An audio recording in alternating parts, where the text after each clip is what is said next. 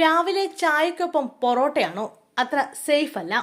നമ്മൾ മലയാളികൾക്ക് പൊറോട്ട വിട്ടൊരു കളിയില്ലല്ലോ. ആഴ്ചയിൽ പൊറോട്ട കഴിക്കുന്നവരും അതല്ല ദിവസവും പൊറോട്ട നിർബന്ധമുള്ളവരുമുണ്ട്. ചൂട് ചായക്കൊപ്പം പൊറോട്ട അല്പം കറിയും മുക്കി കഴിക്കുന്നതാണ് അതിന്റെ ഒരു കോമ്പിനേഷൻ.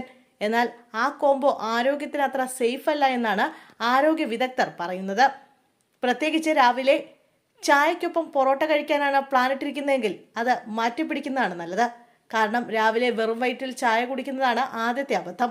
രാത്രി നീണ്ട ഇടവേളയ്ക്ക് ശേഷം രാവിലെ ചായ കുടിച്ച് ദിവസം തുടങ്ങുന്നത് ആമാശയത്തിൽ അസിഡിറ്റി വർദ്ധിപ്പിക്കാൻ കാരണമാകും. ഇത് ദഹനത്തെ മന്ദഗതിയിലാക്കുകയും ചെയ്യും. ഇനി പൊറോട്ടയിലേക്ക് വരാം.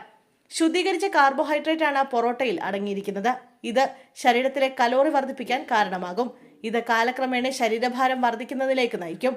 മാത്രമല്ല പൊറോട്ടയിലെ എണ്ണമയമുള്ള ഘടന ദഹനത്തെ മന്ദഗതിയിലാക്കുന്നുവെന്നാണ് കണ്ടെത്തിയിരിക്കുന്നത്.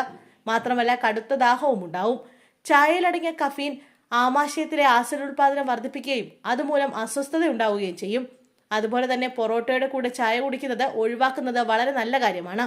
ഭക്ഷണത്തിന് കുറഞ്ഞത് 1 മണിക്കൂർ മുമ്പോ ശേഷമോ ചായ കുടിക്കുന്നതാണ് നല്ലതെന്നും വിദഗ്ധർ പറയുന്നു. പഞ്ചസാര അടങ്ങിയ ചായക്കൊപ്പം പൊറോട്ട കഴിക്കുന്നത് കലോറി വർദ്ധിപ്പിക്കാൻ കാരണമാകുന്നു. കാലക്രമേണ ഇത് ശരീരഭാരം കൂട്ടുകയും മറ്റ് ആരോഗ്യ പ്രശ്നങ്ങൾക്ക് ഇടയാക്കുകയും ചെയ്യും.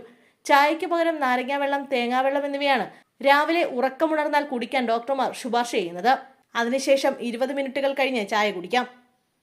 ദിവസത്തിൽ 1-2 തവണ മിതമായ അളവിൽ ചായ കുടിക്കുന്നത് ഗുണം ചെയ്യുമെന്നും ഡോക്ടർമാർ ഉപദേശിക്കുന്നുണ്ട്.